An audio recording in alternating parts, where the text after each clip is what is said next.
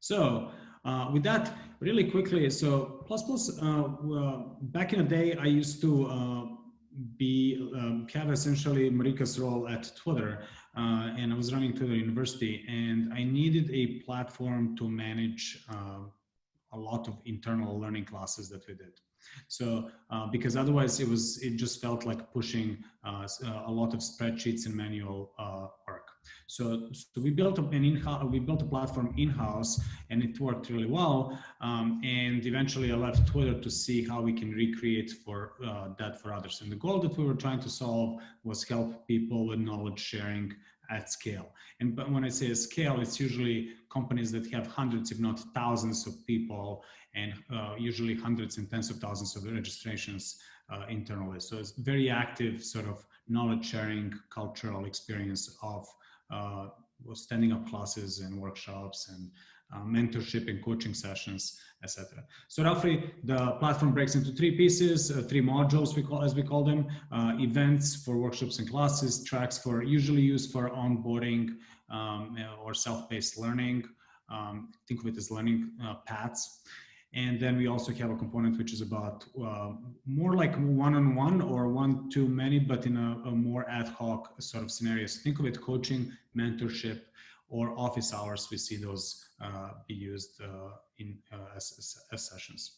So that's really quickly about how the platform came about.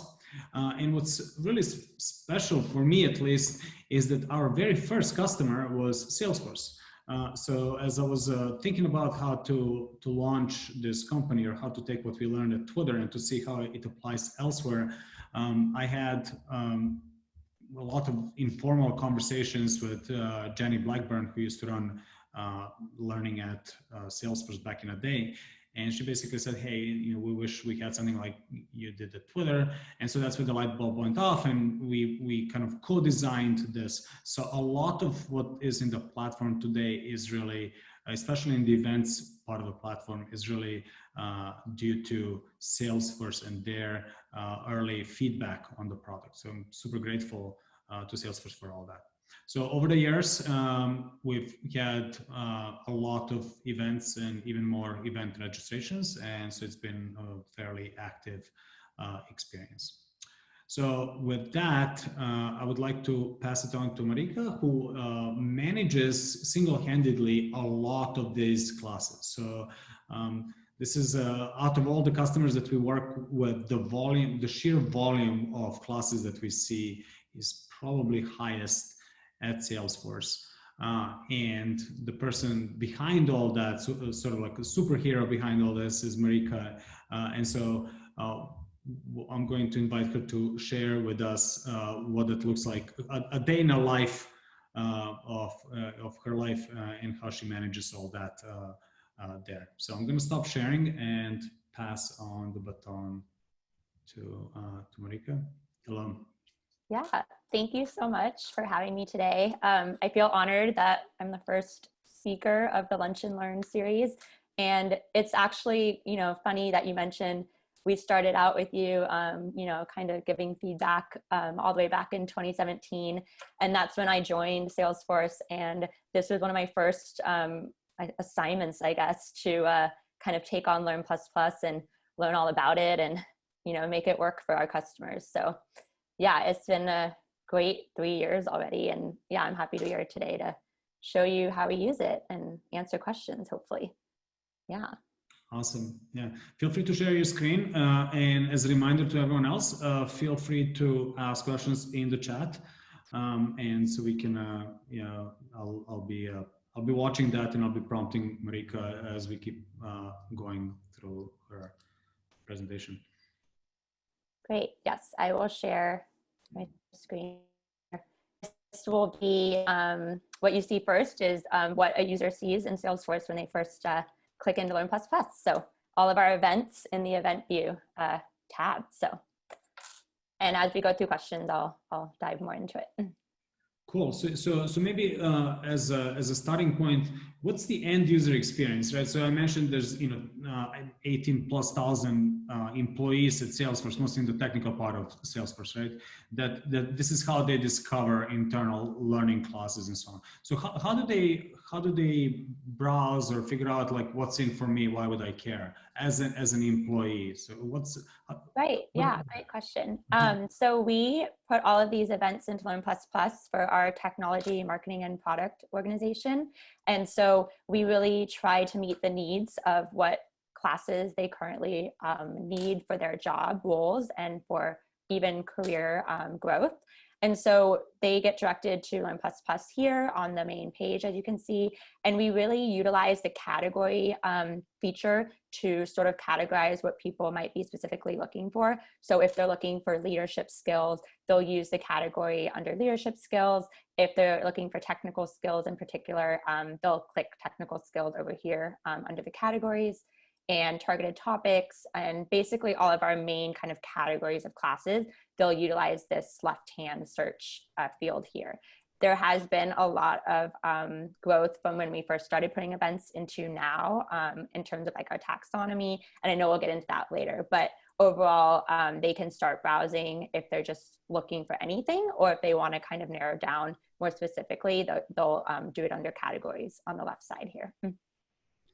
Got it. So as an employee, I come here, I can then basically figure out the category. So if I'm looking for technical skills, I can look into that, and then a number of classes show up, and then I can probably look into the class, figure out what it's a little bit more details about what the class is. If you click into it, for example, here.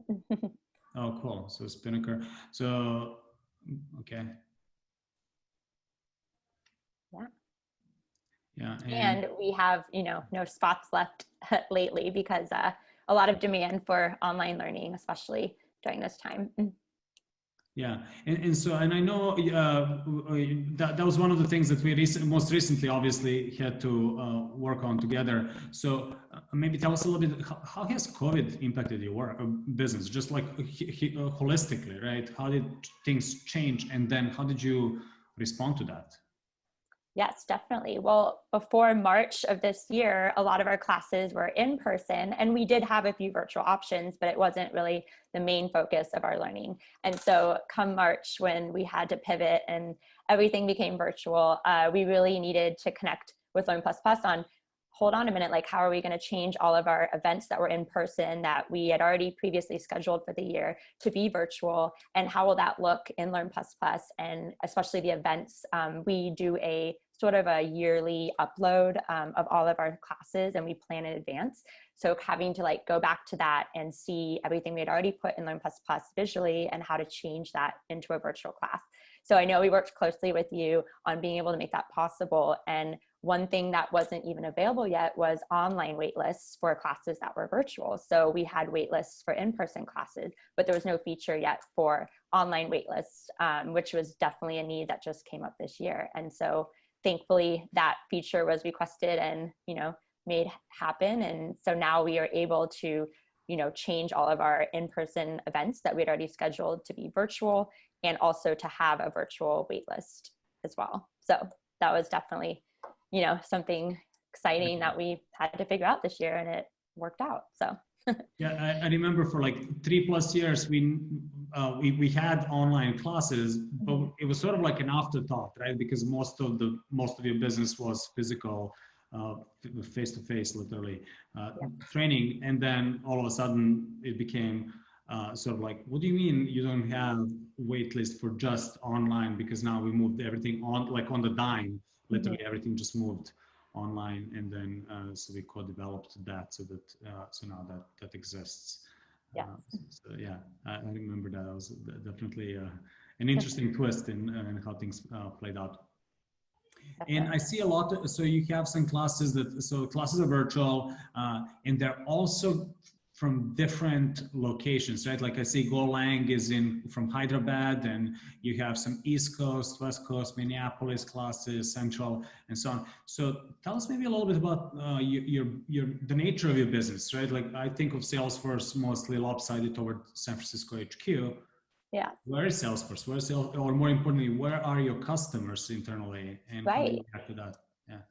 Yeah, great question. So we actually don't just have classes for our HQ employees. Our organization's global, and we have, different hubs of our customers and they need classes just, you know, as they do in HQ, they need them in Hyderabad or on the East Coast. So back when we did do in-person classes, we always made sure to have a certain distribution of location-based classes. And now that we've had to make everything virtual, it's really about making sure we offer those classes in different time zones so that it's friendly for all of our users and they have options so that they're not taking a class at like 9 p.m. at night if they're in Hyderabad and it's offered locally in HQ. So it's really been great. And we've always used your location feature very strongly to be able to create locations with different time zones and then be able to apply those to our classes. And it's great also that when you're in event tile and you're looking at the time, it will actually show in whatever time zone you are in or whatever your computer is set in. So that makes it, you know, very easy for the user when they're browsing to know what time that class is actually offered. Got it. So if I'm sitting in San Francisco and the class is given in Hyderabad, it's going to tell me that this is going to give me my local time. Yes. Although the class is broadcast from Hyderabad. Yes. So you can see that would be 8:30 at night for me, and for them it's morning. Yeah. And so in this particular workshop, so Kubernetes, so you have multiple sessions, right? Like so, meaning one class is actually spans multiple days, right? So you can also kind of model that as well in the model. Yes, and that's also great because we build out this event and it will be multiple days, and it will automatically send that calendar invite for all of those days to their calendar in the correct time zone. Yeah. And so you have, so it says, so 21 people going, 20 on the wait list. So there's a large number of people. So obviously it seems like there's a huge interest in Golang in this particular case, right? So how do you manage the wait lists and all that stuff? Yes, great question. We utilize the settings. Let me see if I can even jump into that. So we decide when the cancellation period will be for a class. So for example, 5 days, we set that in the back end so that the enrollment button will actually gray out if you're enrolled in a class and it's, 5 days leading up to the event.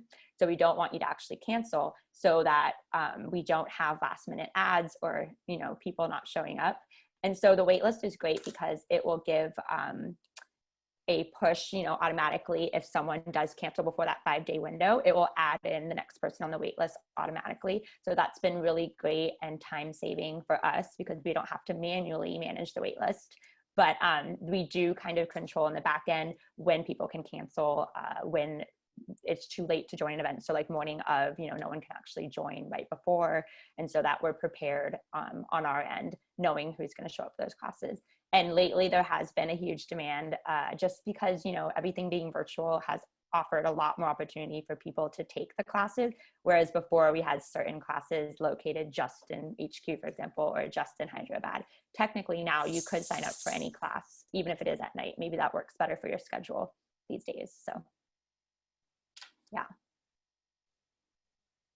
So having moved online, you actually saw a bigger engagement, like more people even signing up for classes because they can, right? They don't need to physically walk through. And these are the event cutoffs, so you can actually set. How many days you want someone to be able to cancel or even sign up. Yeah, I remember this was directly inspired by the feedback from your team. A lot of these event cutoffs and notifications. Yeah. And what are the email notifications? How does that work, and what does it do for you?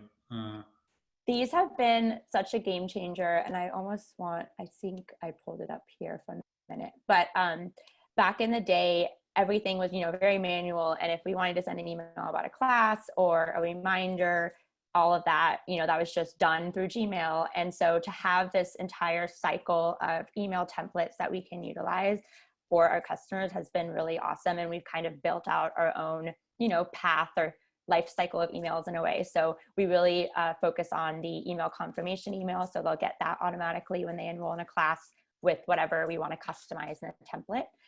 We also utilize the reminder features heavily. So there's a first reminder and we can decide when that's sent out. So we decided 10 days before, we want them to get a first reminder to remind them that they're in this class, if they can still attend or not. And then we also send a second reminder 5 days before, which, you know, connects with our cancellation window of 5 days and saying, hey, this is your last chance to cancel if you need to. And then lastly, we also have the no-show email. And I know this was something that wasn't there in the beginning as well, but which we can also lead into talking about like attendance and checking in and all that. But if they don't show up or they don't check in, they get that no-show reminder. And also now with the surveys, we have a survey email reminder as well that gets sent out automatically. So there's really this great, you know, kind of life cycle of the event and all the emails that they receive out of that event. And it's been very helpful and kind of fun to just, you know, figure out what we're going to have in the template and how it all connects and kind of makes the better user experience. Yeah, I remember one of the things that's sort of unique about Salesforce is that your events sometimes have a cost center associated with them, right? So like it's not free for all. So you have to sort of manage how many people can sign up, and you also have to manage to make sure that people don't sign up and don't show, because then it's a kind of like a wasted seat, right? And so Definitely. you wanted to have all this like, hey, make sure you're there. Reminder 1, reminder 2, reminder 3. Make sure you check in so that we know you're there, because you at scale, again, you would not possibly be able to check for everyone's attendance, right? Yeah. So, and this is what always like blows my mind, is how you're single-handedly like, you know, command and control operating like hundreds of these classes worldwide for tens of thousands of employees. I think that's just like mind blowing. So that's, Yeah, I do have my team. We've gotten, you know, as years go on, we've had more help with different events because it is a lot. And we have, you know, so far this year, we've had over 2,000 attendance records of, you know, users that have attended events already. So there's definitely a lot of people in here and a lot of events to manage.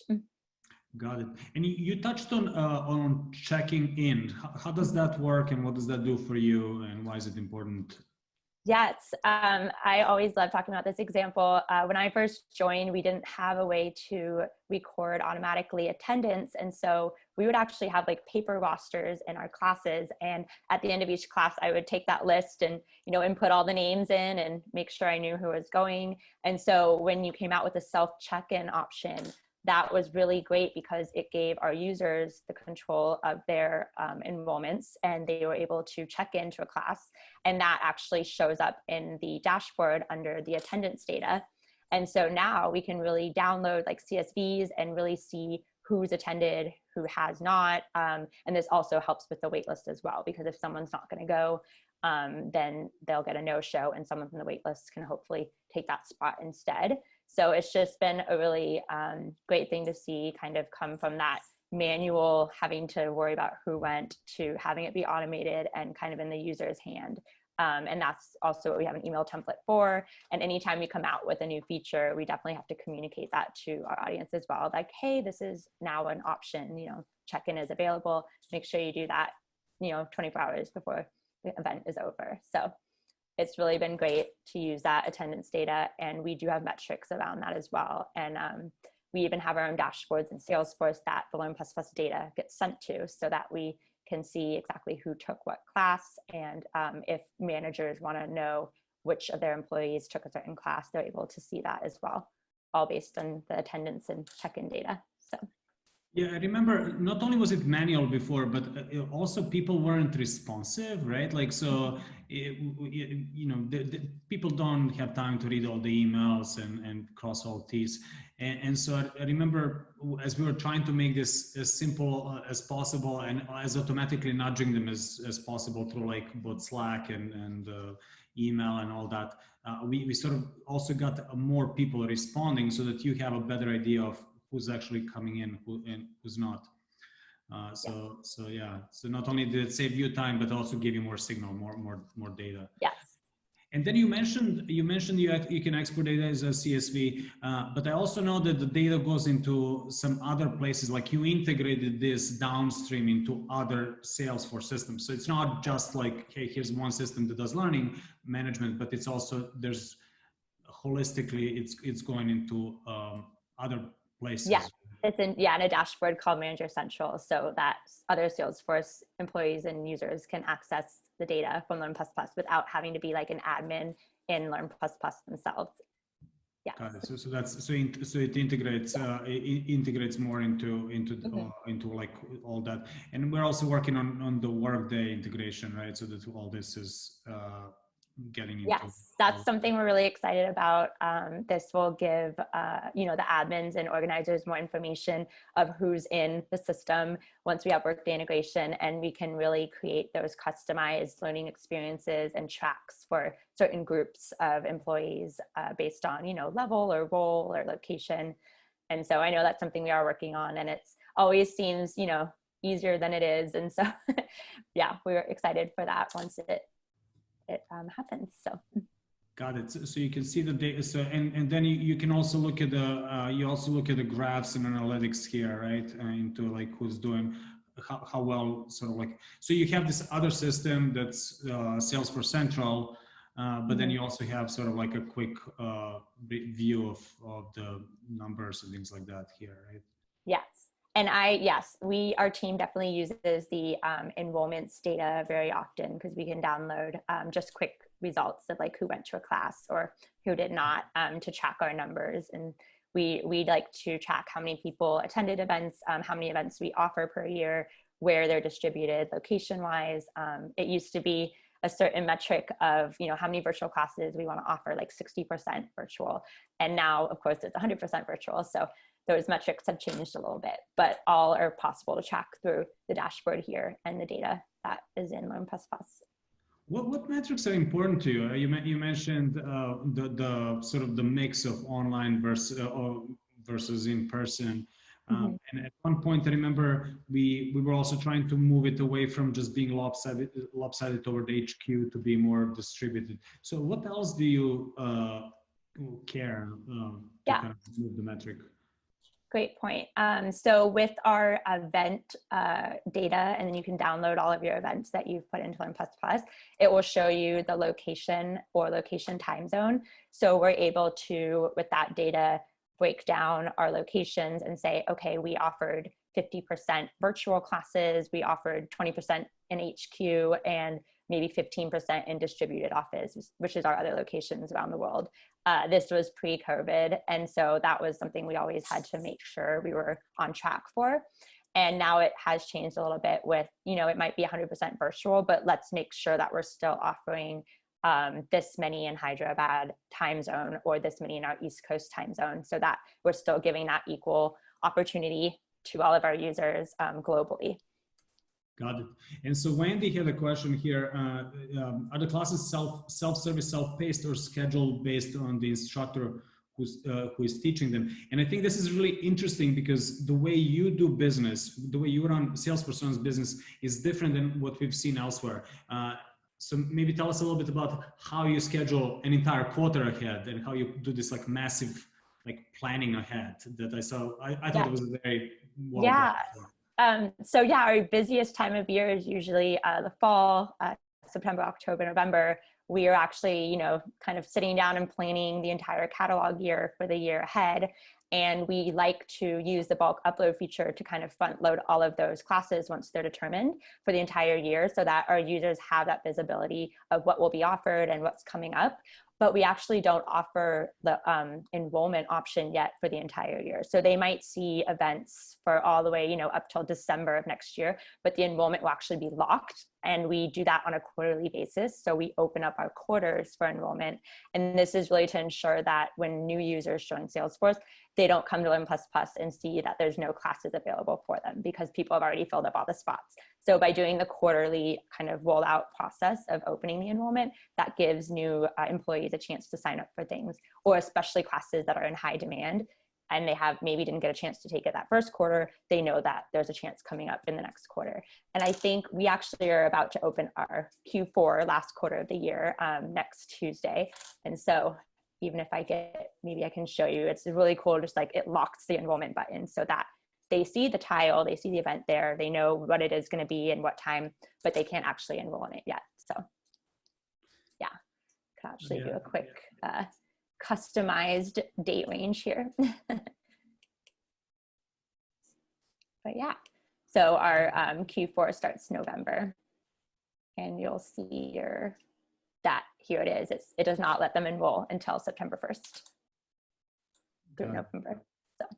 And I remember we had to even account this to adjust this for the time zones. So it was like, because people were like literally signing up on the hour, and so we had to like not give a special treatment to people in Pacific Coast versus Indian time zone and so on. So that was challenging. Yes, so it opens up on September 1st, whatever the time zone class start date is. So if it's the East Coast, that's 6 a.m.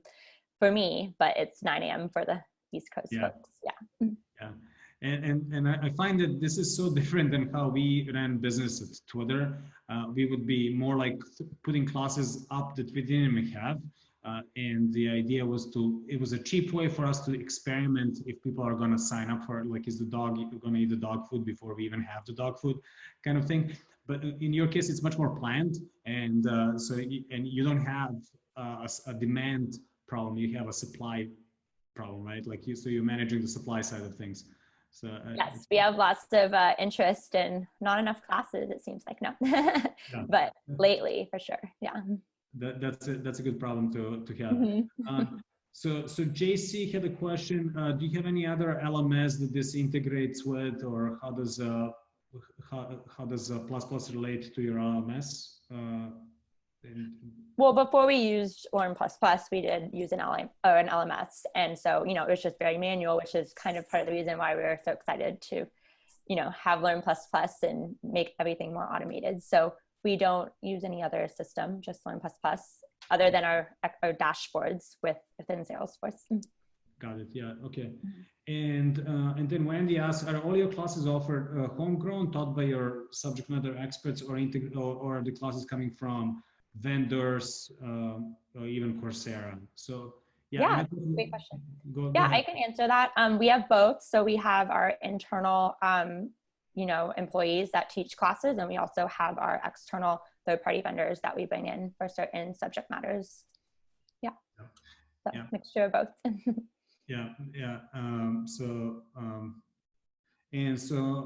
Minette asks, so no LMS, are compliance trainings also managed in here? So how do you manage your compliance training, I guess? That's a great question. For Salesforce, you mean specifically? Yeah. That's not within our team's scope and responsibilities. So Salesforce has their own system for certain compliance stuff.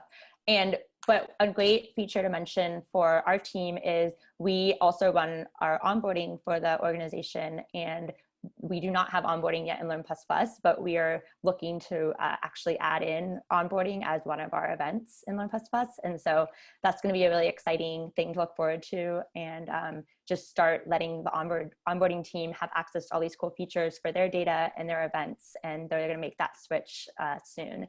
So that's just a great example of us growing. And we also aren't the only team that uses Learn PlusPlus specifically for events. We've had other teams within the organization reach out and say, hey, like, I would love to have our classes here as well. And we kind of just quickly onboard them and ask them a few questions to make sure that this is really the tool that they need for that. And then we have grown our list of organizers and admins over the few years. So it's been really cool to see it kind of become more well-known, and other teams are reaching out that want to also put their events within Learn PlusPlus. Got it. Yeah, and I mentioned briefly at the beginning that there are these other modules like tracks, for example, and then catalog is something that I know you are piloting or getting very close to launch. Yes. And you also mentioned taxonomy. So what does that really mean to you? Yes. It's definitely how our users are going to find classes and events. And so when we first started, it was, very basic overall, like, here's our technical skill classes, here's our leadership skill classes. And now with the catalog feature being available, we've really kind of rethought our way of organizing all of our events and kind of broken them down into more specific topics, so that now if you're just looking for Spinnaker, you'll be able to go to the Spinnaker catalog feature and, just see all the upcoming dates just for Spinnaker, instead of having to scroll through as you're seeing now and seeing all these different types of topics. You'll be able to kind of quickly maneuver to just that one topic that you're interested in and kind of see all the upcoming times.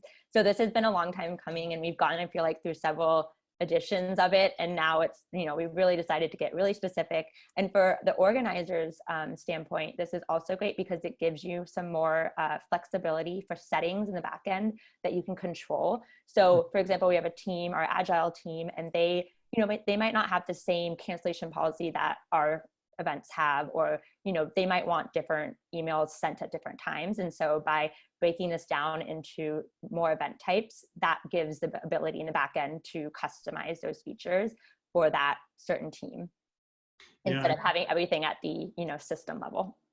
Yep, and we always think about catalog as sort of evergreen content, right? Like it's your catalog, your shelf of classes that you offer as an internal organization, right? And then events is more perishable, right? Like this come and go, and you have to like load them up and find instructors every single quarter in your case. Yeah, that's kind of how I think about those. So that's cool that we're finding that. So Ben from Amazon is asking, so attendance was mentioned, but what about grading? And maybe this is a little bit it has to do with surveys and the way we integrated surveys as opposed to having the third-party tool. So maybe tell us, how did you use, and I know this is relatively new to you, so how was the surveys done before, or feedback, and how do you do it now? Yeah, so surveys for us, I think that's available this year, which is really exciting through Learn++. Before that, we actually had to manually send out surveys through like SurveyMonkey or the Google surveys that we would create. And someone on our team had to manually email the class after every class and say, hey, please fill out this survey. And so now this year we have the survey feature, which is really great. I might even try to show you, but basically at the moment we have to send you what surveys we want created. And I know eventually that we'll be able to create them ourselves in the back end, which would be really great. But we can attach as many surveys as you want to an event, and those will automatically send whenever you tell them to. So for most of our classes, we like to send a survey the day after an event ends, and that's all set up in event settings, and it's automatically ready to go. And then they'll get that email automatically saying, hey, please fill out this survey for feedback. And so that's just been a game changer for those of us who had to manually send those before.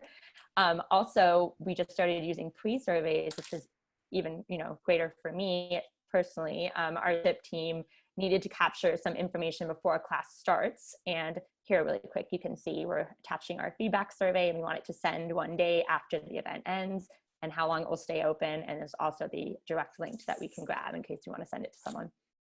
So with the pre-survey, now that also gets attached as well, because you can attach more than one. And a few days before the class, they'll get a request to fill out a pre-survey. And so that way we don't have to manually go look up, where are these employees located? What's their role? They'll hopefully fill out that survey, and we can just grab that data in the dashboard and send it to our instructors. So it's been really exciting, and I'm excited to see, the features that are coming up with surveys, and we'll be able to like filter and search more specifically within the survey dashboard eventually. So it's been a great addition. Yeah, so you're automating the sending of the survey, but and more importantly, keeping the data right where it's actionable, right? Like right to the event, so you can compare how, and you can answer a question like, how is this Kubernetes, intro to Kubernetes or Python fundamentals doing over time with different instructors, that sort of thing. Yeah. And one of the things that I'm excited to see somebody actually do with surveys is do that whole Kirkpatrick level 1, 2, 3, 4. So like what we used to do is send a survey right after the class to sort of get that, how happy are you, Kirkpatrick 1, and then maybe 30 to 60 days out, send another survey and asking like, hey, you took that, Kubernetes class, are you using that in your work? And then what's the impact of that to your work? So I'm looking forward to seeing that being used that way eventually. So I don't know that you are yet. So yeah. Yeah, no, surveys are definitely a way we measure success, and really to understand if we're meeting the demand and the need that our users have. So Awesome.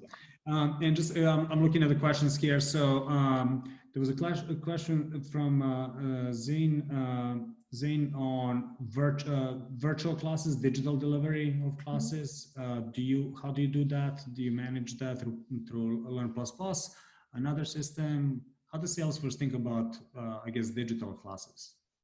Great question. It depends on the instructor who's teaching, and we've used Zoom, WebEx, Google Meet, all the different platforms to actually host those virtual trainings.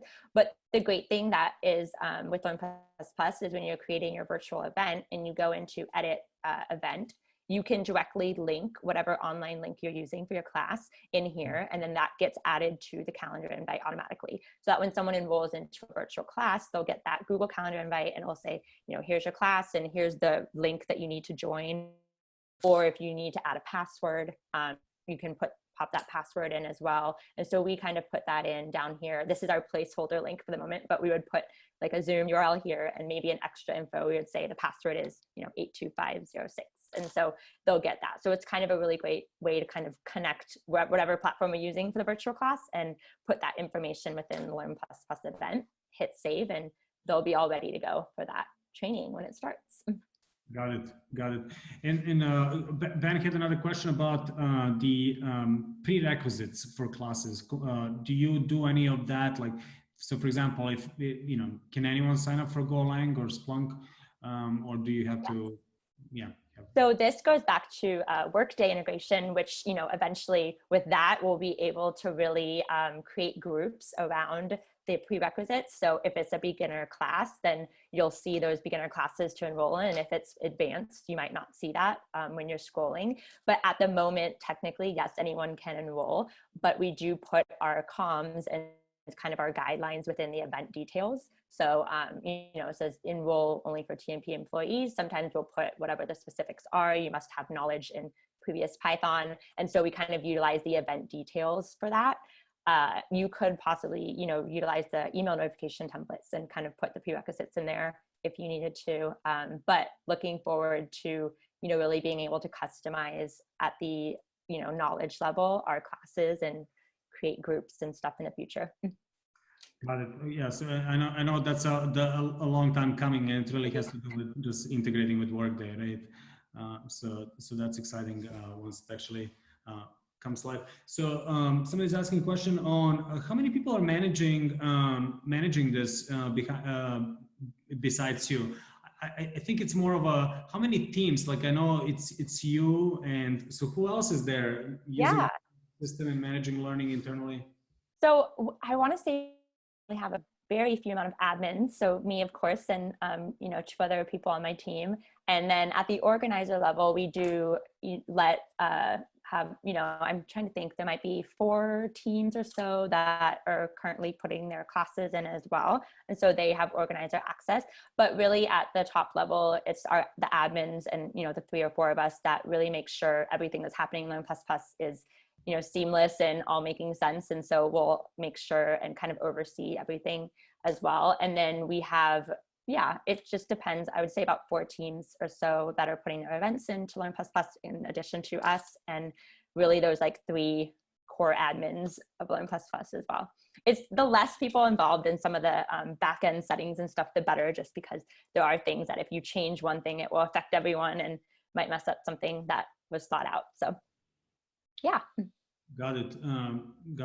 Yeah, that makes sense. So do you is it organized per categories? I'm looking at like agile, leadership. Is that all your team, or some of those categories are actually sort of like those other teams? Great question. So agile is another team.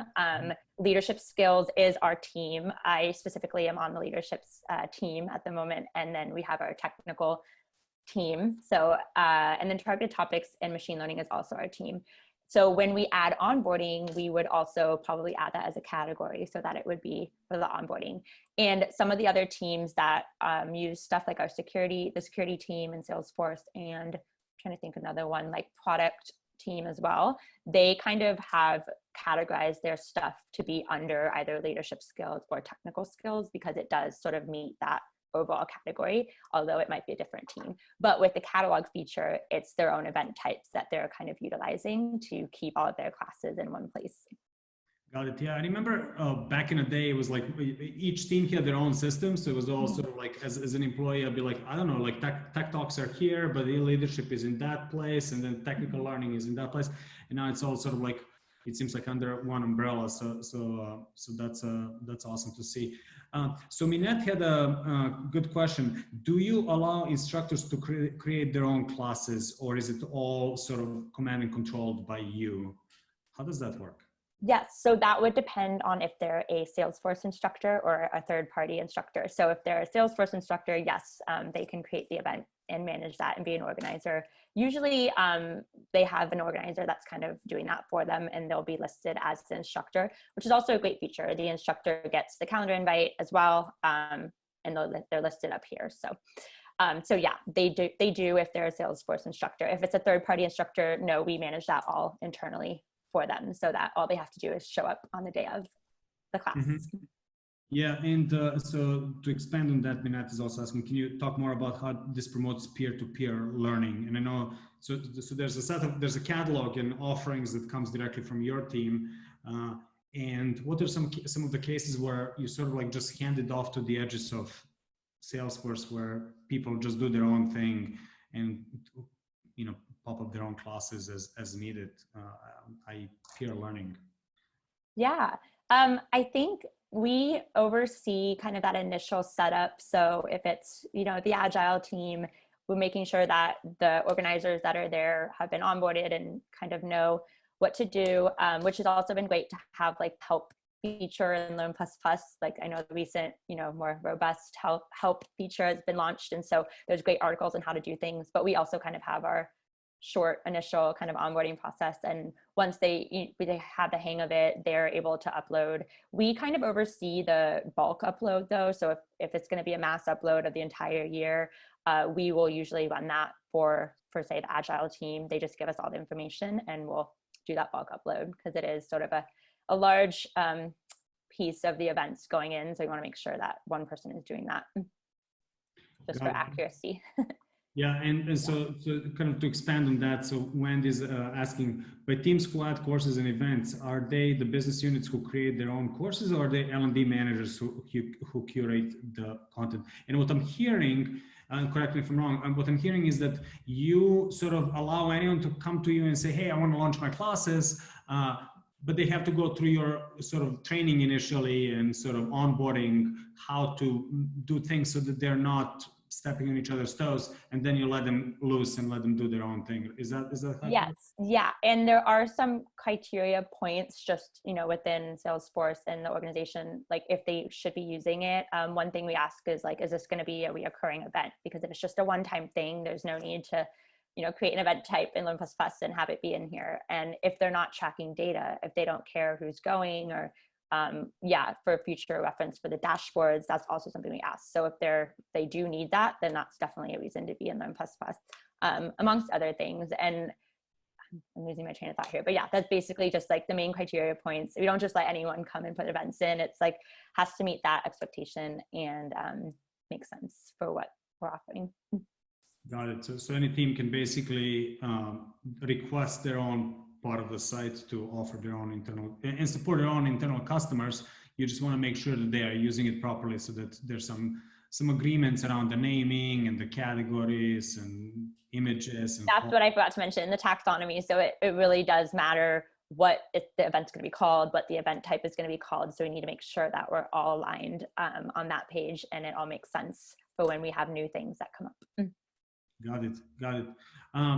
That's so I'm asking, I want to see if there are any other questions from the community here that come up. What's your favorite thing to do? Like what do you most enjoy doing, I guess, Marika? That's a great question. We are starting a new sort of no-show policy within Salesforce for our classes, where we're really going to utilize the enrollment data of no-shows and cancellations and all of that. So it's been kind of cool to be working on that with my team and to really see if we can improve that no-show rate so that people on the wait list, as you see, we've had so many people have interest in a class and they might not be able to get a spot. And then there's sometimes people who don't show up. So we're really trying to solve that problem utilizing the enrollments dashboard and the data that you provide us. Other than that, I think surveys has been a really cool piece to work on this year as well. And gosh, I mean, the initial event upload, that's usually been me, and that's always a lot of time at the beginning of the year. And I think it's been cool to see that. Even I know you've been working on like bulk upload improvements and stuff like that. So that's been really cool to see as well. And email notifications, it's been cool to kind of just, you know, get more granular and detailed in our email templates and really create that life cycle of emails and see how that will impact the users in the order that they receive certain emails and the content in those emails. Do you, I forget, do you use Slack integration as well for some of your people? Oh, yeah, I forgot to mention that. So that was something else that was a new feature, right? So that if, you know, there's a lot of people who don't read their emails, like they get lost, they might not see something. And so within each email template, there's the option to turn on the Slack notification as well. So that if your, you know, company uses Slack a lot, they'll get that, you know, private DM in Slack, like, hey, time to check in for class, or congrats, you got, you know, enrolled from the wait list. And so we have not fully used that yet. I know we took a look at it and we thought it might be really beneficial because there are a lot of people that don't pay attention to their emails. So I think that's a really cool feature that exists, and it's kind of getting directly in front of the user attention wise, like, hey, you know, make sure you don't miss this. So yeah. Yeah, there was a question about what is your policy, the carrots and the sticks that have worked at Salesforce, and I suppose it has to do with like getting your SMEs to stand up classes and share themselves.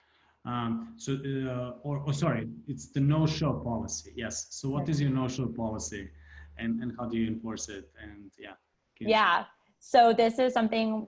It's sort of manual to start, and we're hoping that it won't be as, you know, more features come out, and maybe Workday integration as well. But it's really capturing a downloaded CSV of all of the no-shows and comparing those to how many times they've basically not shown up. So our policy is 2 or more times. So if you've missed 2 or more classes, we really don't want you to enroll in any future classes for the rest of the year because there's, you know, such a high demand right now on the wait list. And so we are actually going to manually monitor that at the moment by unenrolling people who have missed 2 or more classes, just to make sure that, you know, we really can maximize our spots in the class.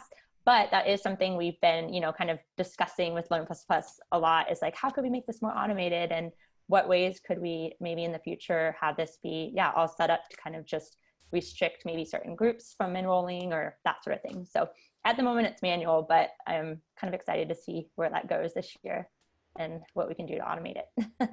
Got it. That's I remember we plugged in, created all those nudges, like to remind people to check in so that they're not getting a no-show by accident. So there was a lot of emails, and so maybe as a final question, so what's the biggest problem that this solved for you, like moving to the platform? When I think of success, it's, you know, the sheer volume of events that we offer every year and a way to kind of quickly add them all into a system. That's just been really helpful. And also, you know, the UI is important, like for the user side, like how easy is it for them to find what they need and how it looks. And so we really try to work with you on, you know, how everything looks and different feature requests to make that search easier for our users. And also just, you know, all the small little automated things that you might not think are a big deal, but are, like the self check-in, the automated email templates, are the automated calendar invites. All of those things we see as things that we would have had to do manually otherwise. And it really saves us that time when they're all set up and ready to go in Learn++ and they work. So yeah, those are some of the things I can think of off the top of my head. And those little details, I want to say there has been like hundreds and hundreds of those little details that we've I'm probably forgetting a lot of them, but yes. You've been a wonderful partner, and super grateful for that, on all that feedback that you've been giving us. So with that, I wanted to thank Marika for sharing, all the pains and successes that you've had along the way, and how you've been doing your stuff. Like I said, it's probably uh, when we talk about that scale, it's probably the biggest scale of things, and then that ratio of like you single-handedly or with a small team managing such a large volume is just super amazing to see. So thank you for sharing that with everyone. So Yes, thanks for having me. I hope people learned something new or got some questions answered. It's been great to be here.